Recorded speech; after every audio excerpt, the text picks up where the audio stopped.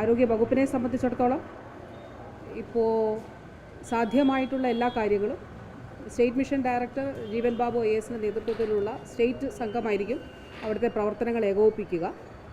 ഇപ്പോൾ മേപ്പാടി സാമൂഹ്യ ആരോഗ്യ കേന്ദ്രത്തിൽ അതോടൊപ്പം വൈത്തിരി ആശുപത്രിയിൽ ഒരെണ്ണം, അങ്ങനെ അവിടെ 18 ബോഡീസും അതോടൊപ്പം സ്വകാര്യ മെഡിക്കൽ കോളേജിൽ 5 ആ നിലയിൽ അവിടെ ഇതുവരെ മൃതദേഹങ്ങൾ ലഭിച്ചിട്ടുണ്ട്. ഓരോരുത്തരെയും ജീവനോടെ രക്ഷിക്കുന്നതിന് വേണ്ടിയിട്ടുള്ള ശ്രമമാണ് വാസ്തവത്തിൽ നടക്കുന്നത്. ഫയർഫോഴ്സിൻ്റെയും NDRFൻ്റെയും സിവിൽ ഡിഫൻസിൻ്റെയും ടീമുകൾ അവിടെ പ്രവർത്തിക്കുന്നുണ്ട്.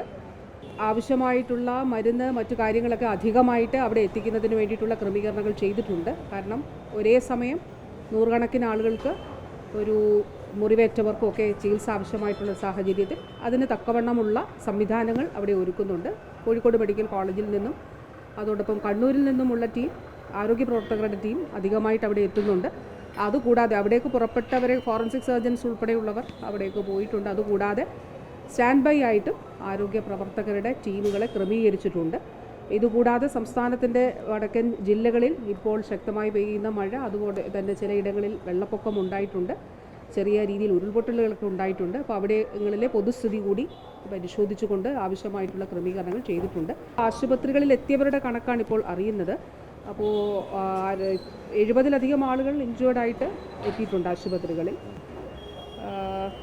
ഈ ട്രാപ്ഡായി കിടക്കുന്നവരെ രക്ഷിക്കുന്നതിന് വേണ്ടിയിട്ടുള്ള പരമാവധി ശ്രമങ്ങളാണ് ഇപ്പോൾ നടത്തുന്നത്.